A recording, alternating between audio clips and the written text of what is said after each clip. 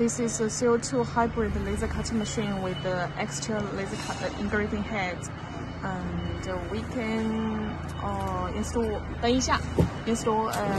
autofocus tool here for this small laser head. What we have to do using this autofocusing is like this. First, we raise the hybrid laser cutting head like this. Okay.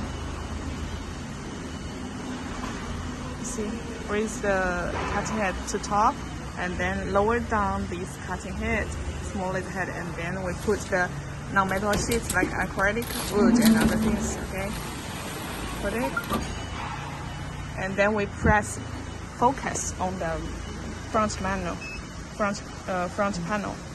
Menu function,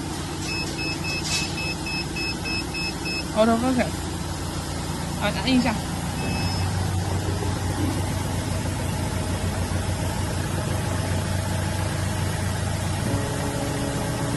Okay, the autofocus for the small laser cutting head is done.